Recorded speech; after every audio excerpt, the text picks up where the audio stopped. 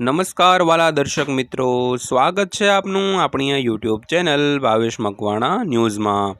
તો મિત્રો, સૌથી પહેલાં બધાને જય શ્રી કૃષ્ણ, જય માતાજી, હર હર મહાદેવ। તો દર્શક મિત્રો, આજની તારીખ 26/5/2025। તો આજે બપોરના પેન્શન સમાચારમાં આપણે વાત કરવાના છીએ નિવૃત્તિ પામેલ 59થી 79 વર્ષની પેન્શનરોના પેન્શનને લઈને આજે પ્રસિદ્ધ થયો છે લેટેસ્ટ GR। તો મિત્રો, હવે પેન્શનરોને જલસા જ જલસા છે, કારણ કે વિડીયોમાં આપણે ખૂબ સરસ મજાની વાત કરવાના છીએ, ખૂબ સરસ મજાની માહિતી છે। તો વિડીયો તમે ખાસ અંત સુધી જોઈ લેજો, અને હજી સુધી જો આપણી આ ચેનલને તમે સબસ્ક્રાઈબ ન કરી હોય તો ડેઈલી આપણે આવી જ માહિતીઓ વિડીયો અને આપણી આ ચેનલમાં અપલોડ કરતા હોઈએ છીએ, એટલે આવી જ માહિતીઓ ડેઈલી જોવા માટે આપણી આ ચેનલને સબસ્ક્રાઈબ પણ કરી લેજો મિત્રો। તો શરૂ કરીએ આજનો વિડીયો। તો વાત કરીએ તો ડીએ હાઇક જુલાઈ 2025। જો તમે કર્મચારી છો તો આ સમાચાર તમારા માટે છે। તો હકીકતમાં તાજેતરના એક અહેવાલ મુજબ અમે તમને જણાવી દઈએ કે કેન્દ્રીય કર્મચારીઓનું મોંઘવારી ભથ્થું 58% થશે, જેના હેઠળ કર્મચારીઓને 10,260 રૂપિયા મળશે મિત્રો। તો અપડેટ સંબંધિત સંપૂર્ણ માહિતી જાણવા માટે આ વિડીયો તમે ખાસ અંત સુધી જોઈ લેજો મિત્રો।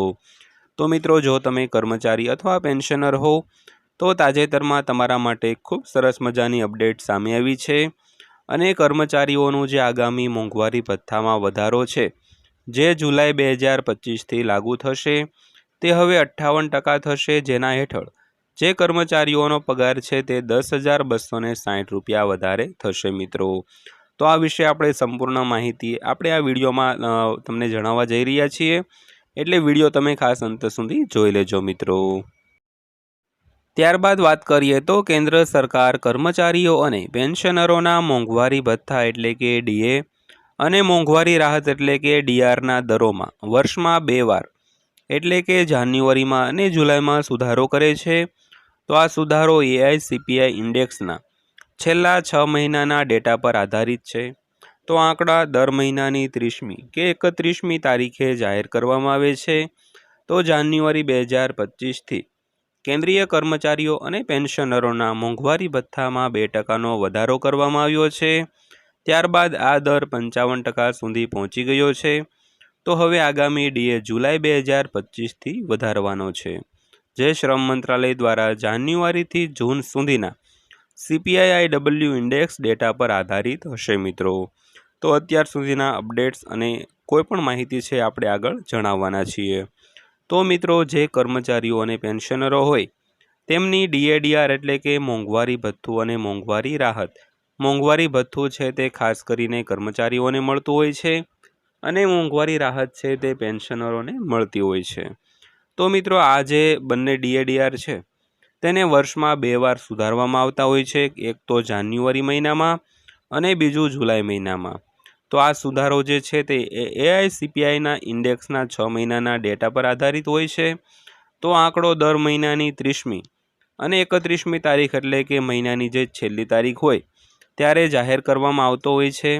તો જાન્યુઆરી 2025થી કેન્દ્રીય કર્મચારીઓ અને પેન્શનરોના મોંઘવારી ભથ્થામાં 2%નો વધારો કરવામાં આવ્યો હતો, અને ત્યારબાદ જે મોંઘવારી ભથ્થું છે તે 55% સુધી પહોંચી ગયું હતું, અને હવે ત્યારબાદ વાત કરીએ તો આગામી ડીએ વધારો છે તે જુલાઈમાં થવાનો છે મિત્રો।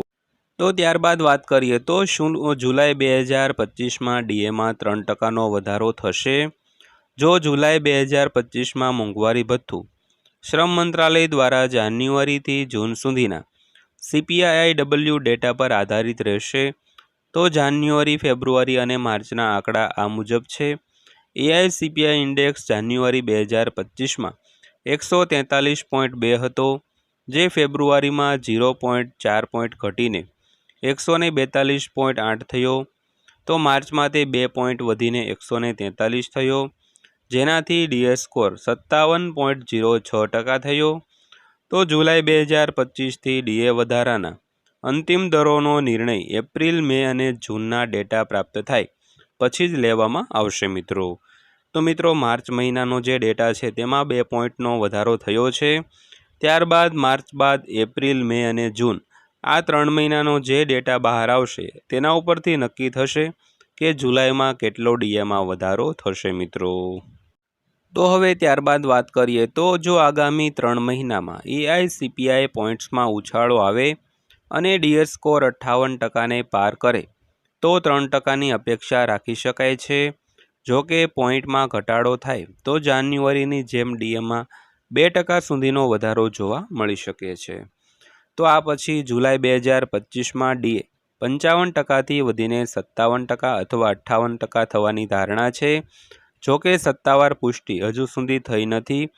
ઉદાહરણ તરીકે જો કોઈ કર્મચારીઓનો મૂળ પગાર 18,000 રૂપિયા છે તો 57% મોંઘવારી ભથ્થા પર તે 10,260 રૂપિયા થઈ જશે અને 58% મોંઘવારી ભથ્થા પર તે 10,440 રૂપિયા થઈ જશે મિત્રો।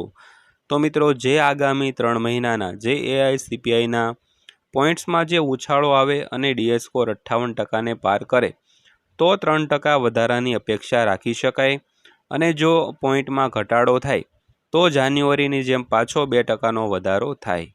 તો આ પછી જુલાઈ 2025માં ડીએ 55%થી વધીને 57% અથવા તો 58% થવાની ધારણા છે। તો આ બાબતે હજી કોઈ સત્તાવાર પુષ્ટિ થઈ નથી। ઉદાહરણ એક જોઈએ તો આપણે 18,000 રૂપિયાનો મૂળ પગાર જે કર્મચારીઓનો હોય તો એને 57% લેખે 10,260 રૂપિયા મળશે અને 58% લેખે 10,440 રૂપિયા મળશે મિત્રો। તો ત્યારબાદ વાત કરીએ તો મોંઘવારી ભથ્થાની ગણતરી કેવી રીતે કરવામાં આવે છે। તો કેન્દ્ર સરકારના કર્મચારીઓ અને પેન્શનરોના મોંઘવારી ભથ્થાની ગણતરી માટે એક ફોર્મ્યુલા છે, તે સૂત્ર છે 7મો સીપીસી ડીએ બરાબર છેલ્લા 12 મહિના માટે એઆઈસીપીઆઈ આધાર વર્ષ 2001 બરાબર 100 ની 12 મહિનાની સરેરાશ માઇનસ 161.42 ઓબ્લિક 161.42 ગુણ્યા 100।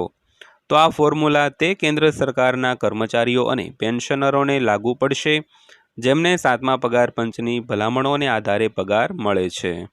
તો બરાબર ડીએ ટકાવારી બરાબર 392.83 માઇનસ 161.42 ઓબ્લિક 161.42 ગુણ્યા 100 બરાબર 50.26। તો છેલ્લા 12 મહિનાનો સરેરાશ સીપીઆઈ 192.83 છે।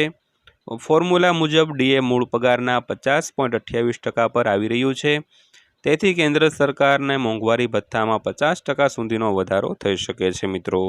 તો મિત્રો આ હતી આજની માહિતી પસંદ આવી હોય તો વિડીયોને લાઇક કરજો અને આવી જ માહિતીઓ જોવા માટે આપણી આ યુટ્યુબ ચેનલને પણ સબસ્ક્રાઈબ કરી લેજો મિત્રો। તો ફરીવાર પાછા મળીશું આવા જ એક નવા વિડીયો સાથે, આવી જ એક નવી માહિતી સાથે। ત્યાં સુધી સૌને જય હિન્દ, વંદે માતરમ।